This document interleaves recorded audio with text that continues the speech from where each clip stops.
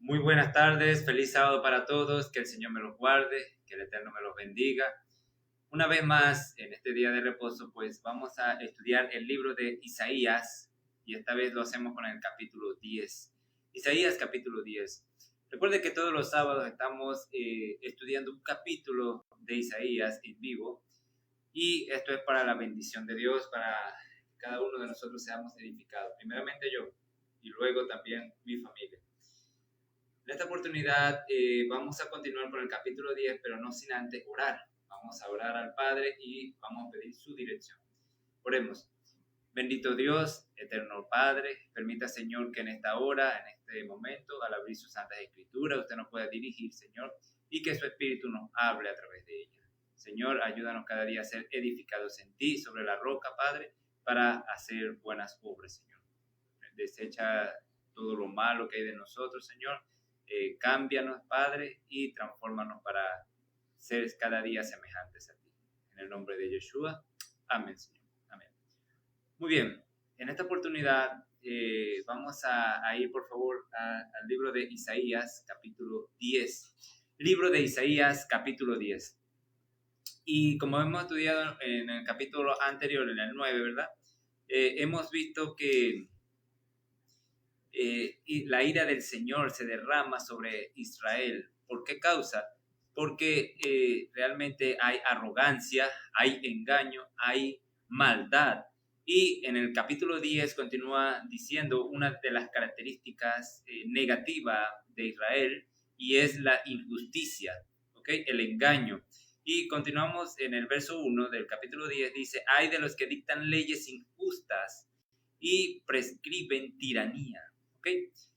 Hay de estos gobernantes, de estos líderes que hacen leyes solamente para su beneficio y no piensan en el pobre, no piensan en la persona débil que no tiene influencia. Hay de estas personas. ¿Okay?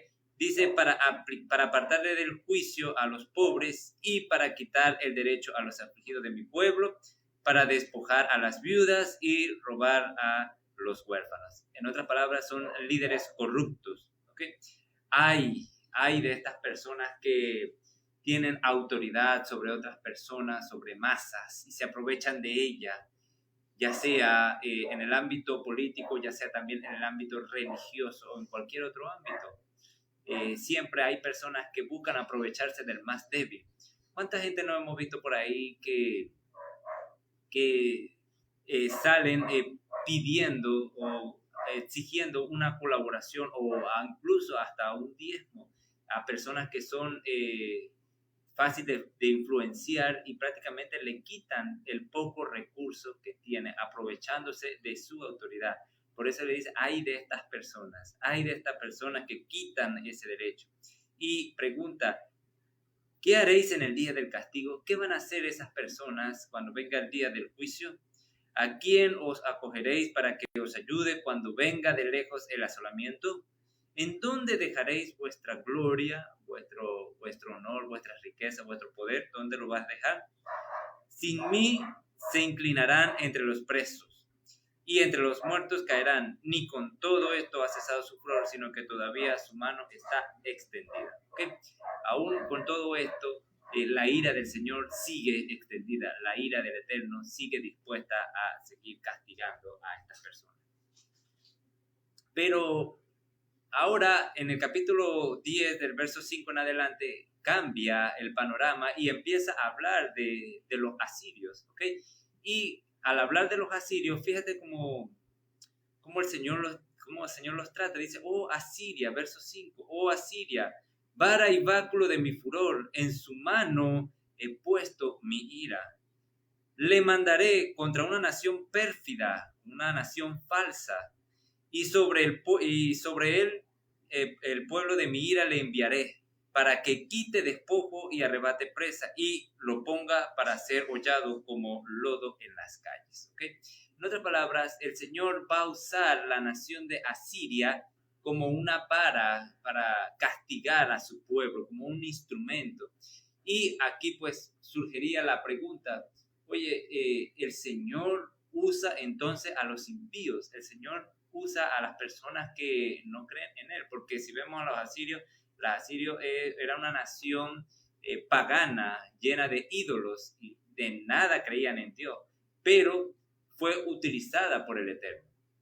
Así que nosotros, nosotros como los impíos, pueden ser utilizados por el Señor. Y esto es un gran problema para muchos de nosotros. ¿Por qué?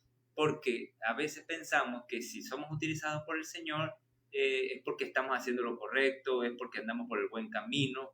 Y no precisamente. El pueblo asirio fue utilizado por el Eterno, pero para cumplir su propósito. Y una vez que el pueblo asirio cumplió el propósito que Dios tenía para ellos, pues vino el castigo también para Asiria. Y también puede suceder con cada uno de nosotros o con los impíos.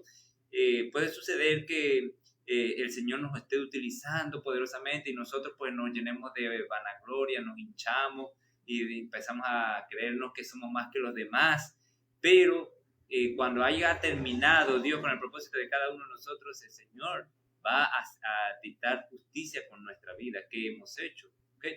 Porque a veces pensamos, ¿no?, que porque el Señor me está usando y yo estoy en este pecado, pues el Señor lo ve bien, y no precisamente, porque puede llegar el día del juicio sobre cada uno de nosotros, y hay de nosotros si no hemos hecho lo correcto o si no estamos haciendo lo correcto.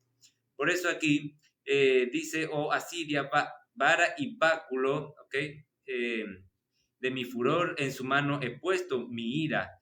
Le mandaré contra una nación pérfida y sobre el pueblo de mi ira lo enviaré, ¿okay?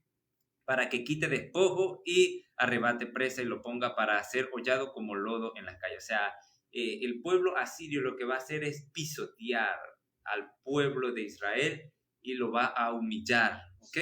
Y lo interesante aquí es que esto es una iniciativa de Dios, ni siquiera es una iniciativa de los asirios, es una iniciativa de Dios, pero los asirios no se dieron cuenta, los asirios se lo tomaron para ellos. Y fíjate lo que dice en el verso 7, aunque él no lo pensará así, ni su corazón lo imaginará de esta manera, sino que su pensamiento será desarraigar y cortar naciones no pocas. ¿Okay? Los asirios pues creían que estaban haciendo de su voluntad, pero no se daban cuenta que estaban haciendo era la voluntad del Eterno. Porque él dice, ¿quién dice? Los asirios. Fíjate lo que dicen los asirios. Mis príncipes, ¿no son todos reyes? ¿No es el calno como Carquemis, Hamat como Arfad y Samaria como Damasco? En otras palabras, todas mis ciudades, las ciudades que yo tengo, son como los reinos de cada nación que estoy conquistando. O sea, son insignificantes. Mis ciudades son muy poderosas, más comparadas con los reinos de cada nación. Y dice, porque él dice, como halló mi mano los reinos de los ídolos, siendo sus imágenes más que las de Jerusalén y de Samaria. Y como dices a Samaria y a sus ídolos, ¿no haré también así a Jerusalén y a sus ídolos? En otras palabras, Jerusalén va a ser pan comido. Sí, Jerusalén es una nación pequeña conformada por 2 tribus, Benjamín y Judá. Y si pude destruir a Israel, a la casa del norte, que son 10 tribus, que es más grande, ¿cómo no voy a hacer lo mismo con Judá, que es una nación pequeña? O sea, con Judá eso va a ser facilísimo. ¿Okay? Y fíjate lo que hace este rey, ¿verdad? Fíjate que en Isaías 36 se nos narra un poco lo que este rey le dice a Judá. Y esto no es simplemente una lucha contra naciones o contra personas, también es una lucha contra dioses. Y fíjate lo que dice el capítulo 36 a partir del verso 13. Dice, entonces, el Raxaces es un título para el general, para el que está en cargo. ¿Okay? El Raxaces se puso en pie y gritó a gran voz en lengua de Judá, en lengua hebrea, diciendo, oíd las palabras del gran rey, el rey de Asiria. El rey dice así, no os engañe Ezequías, porque no os podrá librar, ni os haga Ezequías confiar en el Eterno, diciendo, ciertamente el Señor nos librará, no será entregada esta ciudad en manos del rey de Asiria, no escuchéis a Ezequías, porque así dice el rey de Asiria: haced conmigo paz y salid a mí, y coma cada uno de su viña y cada uno de su higuera, y beba cada cual las aguas de su pozo, hasta que yo venga y os lleve a una tierra como la vuestra, tierra de grano y de vino, tierra de pan y de viña.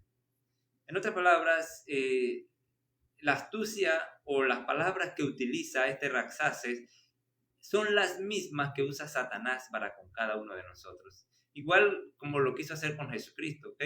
Le mostró las glorias del mundo, le mostró su poder, le mostró las comodidades, ¿ok? Que podía vivir si seguían a Satanás. Igual aquí, este rey les dice, los engatusa, diciéndole: no, ustedes van a ser prosperados, ustedes van a vivir en paz, van a poder sembrar y van a poder recoger de lo que han sembrado.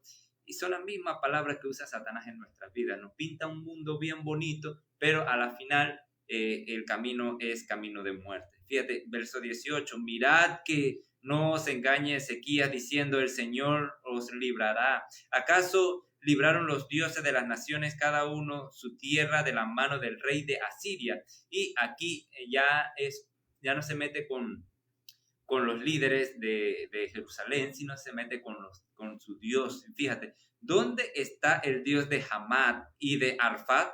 ¿Dónde está el Dios de Sefarbaín? ¿Libraron a Samaria de mi mano? ¿Qué Dios hay entre los dioses de estas tierras que haya librado su tierra de mi mano, para que el Señor libre de mi mano a Jerusalén? Pero ellos callaron, o sea, Ezequías y el pueblo de Judá callaron y no le respondieron palabra, porque el rey así lo había mandado, diciendo: no le respondáis. Entonces Eliaquín, hijo de Hilcías, mayordomo de Segna, escriba, y Joa, hijo de Asaf, canciller, vinieron a Ezequías rasgados sus vestidos y le contaron las palabras del Rabsaces. ¿Okay?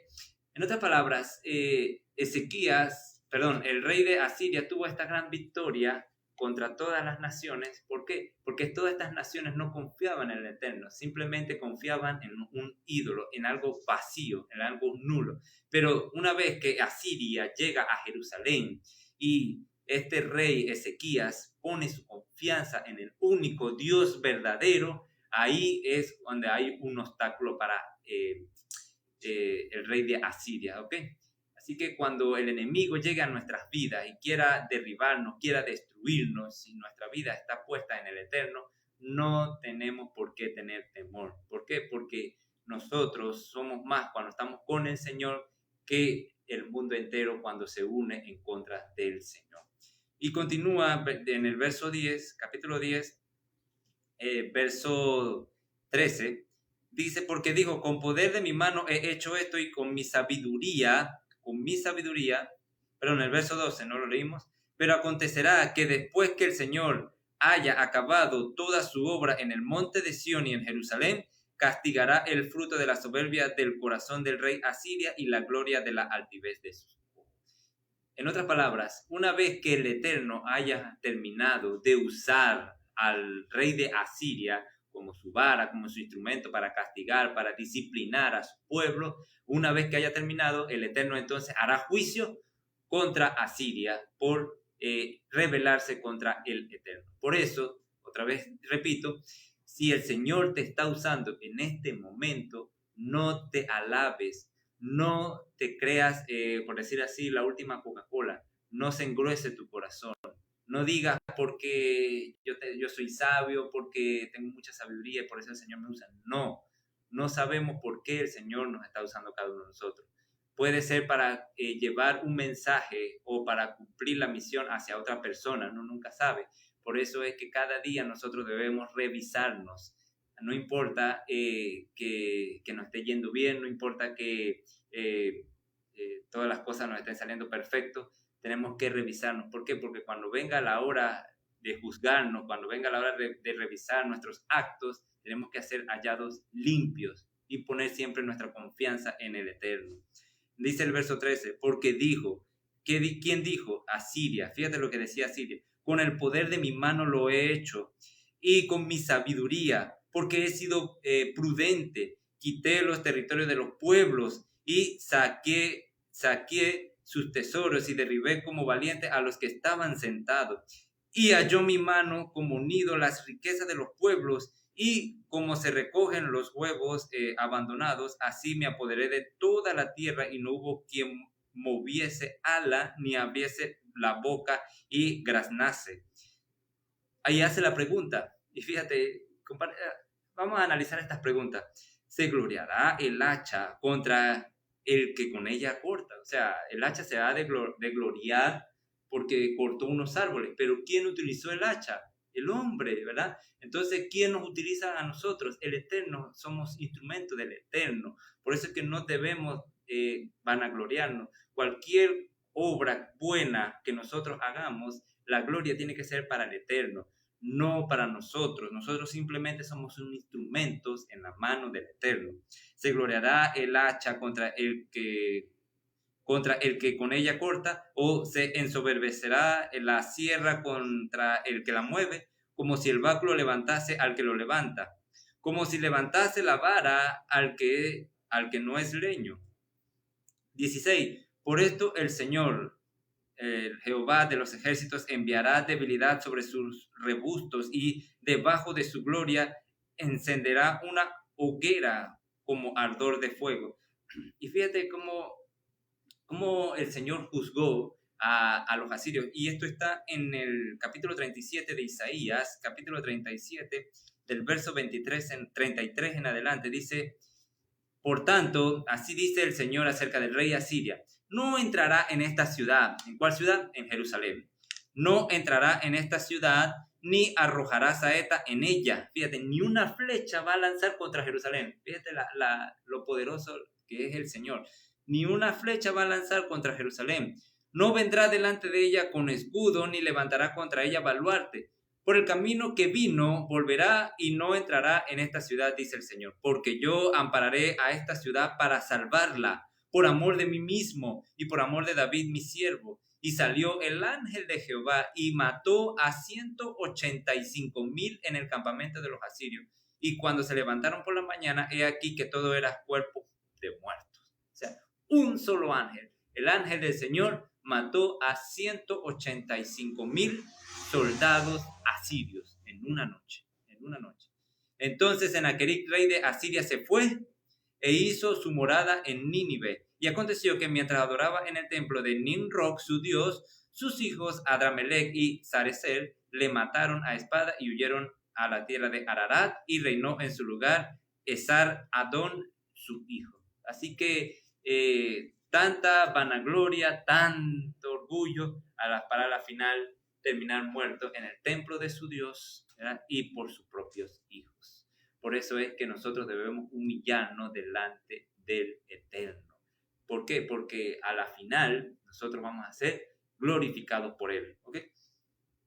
Continúa en el verso 10, capítulo 10, versículo 17. Y la luz de Israel será por fuego, y su santo por llama, que abrace y consuma en un día sus cardos y sus espinos. La gloria de su bosque y de su campo fértil consumará totalmente alma y cuerpo, y vendrá a ser como abanderado en derrota. Y los árboles que queden en el bosque serán en números que un niño pueda contar. Aún así, el Señor utilizó a este rey de Asiria para castigar a su pueblo. Y fíjense que fue tanta el castigo que los árboles que quedaron, ¿verdad?, en Jerusalén se podían contar, de los poquitos que quedaron de pie. ¿Okay? O sea que hubo un gran castigo en esta nación. Y verso 20 dice: acontecerá en aquel tiempo. En aquel tiempo, cuando la Biblia habla en aquel tiempo, tiene que ver también con el tiempo del fin. Ojo con esto. Acontecerá en aquel tiempo que los que hayan quedado de Israel y los que hayan quedado de la casa de Jacob, ¿okay? Aquí cuando habla de Jacob son las 12 tribus, nunca más se apoyarán en el que los hirió. ¿Quién es el que los hirió? Pues si leemos en la historia, ¿verdad?, en los libros de los reyes, como leímos en los capítulos anteriores, vimos que el pueblo de Judá, al verse amenazado por el rey de Siria y el rey de Efraín, el rey de Israel, el rey del norte, y la casa de Judá buscó ayudas. ¿En quién? ¿En Dios? No. buscó ayuda en los asirios. Recuerden que Siria y asirios son dos naciones diferentes.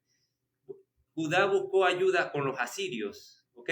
Cuando Siria e Israel estaban unidas para ir contra Judá.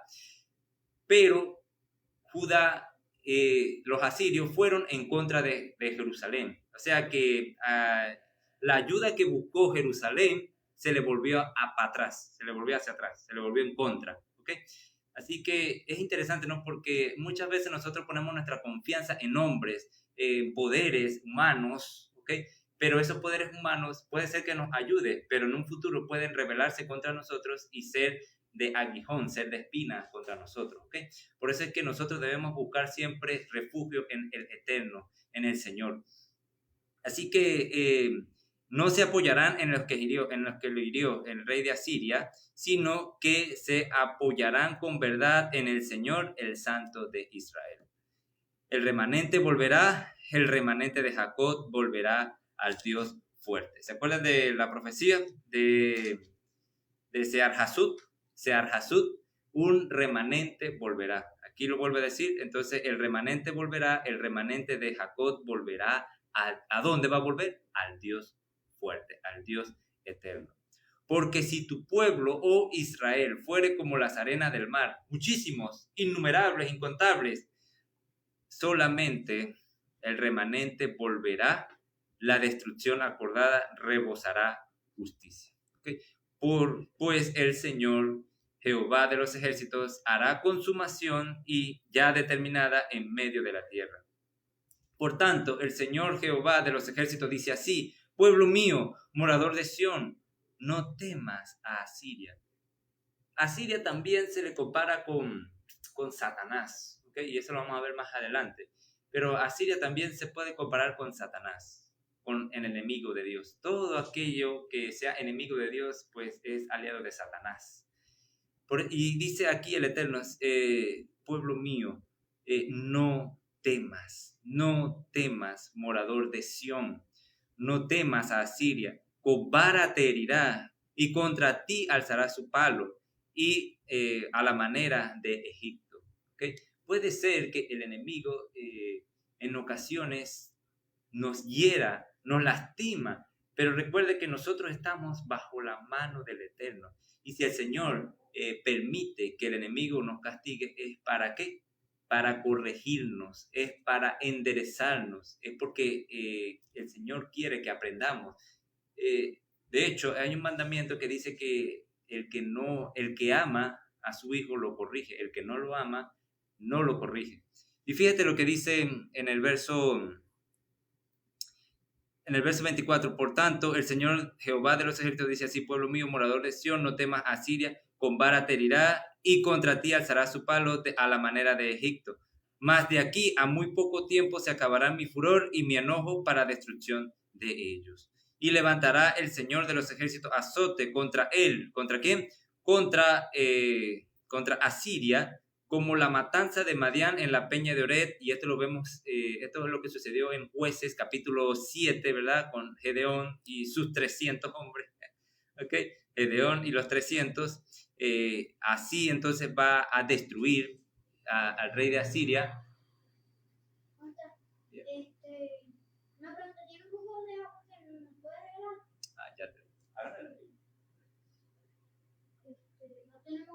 Ahí está al lado.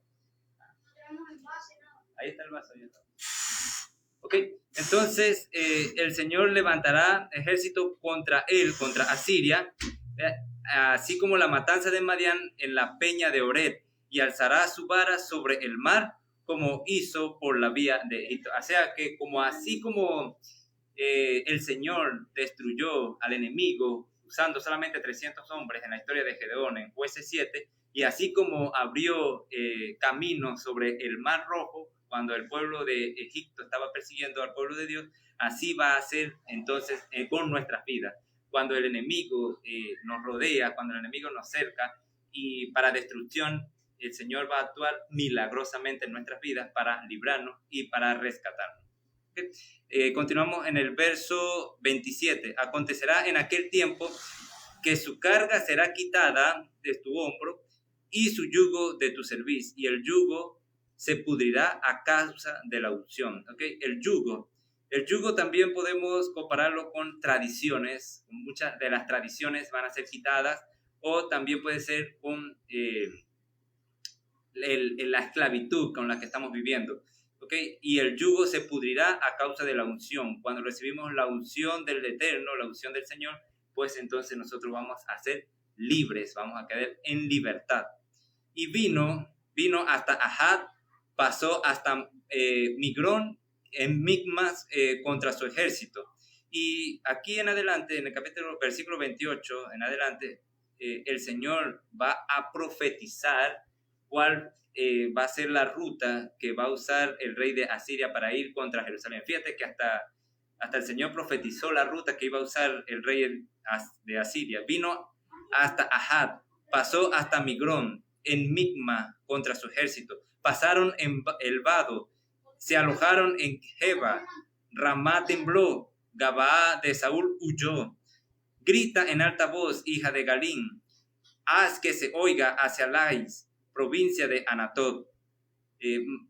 Macmena se alborotó, los moradores de Jebeín huyen. Aún vendrá día cuando reposará en Nob, alzará su mano al monte de la hija de Sión, al collado de Jerusalén. He aquí el Señor, Jehová de los ejércitos, desgajará el ramaje con violencia, y los árboles de gran altura serán cortados, y los altos serán humillados.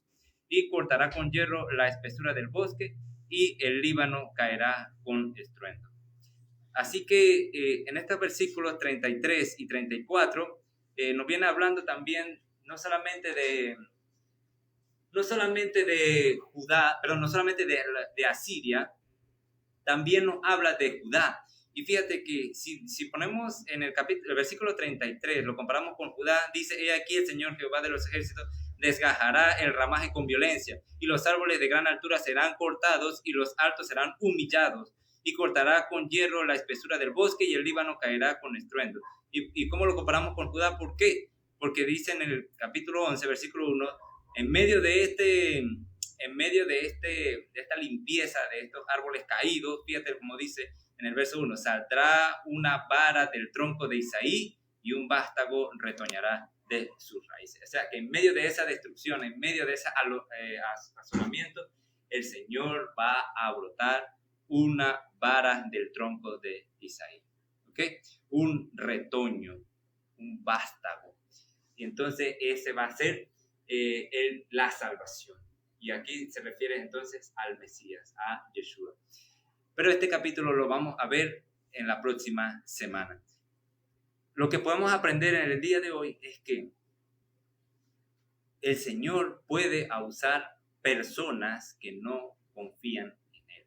El Señor puede usar personas que no creen ni siquiera en Dios, ¿okay? Para cumplir sus propósitos. En otras palabras, el Eterno tiene el control de todo lo que pasa en este mundo.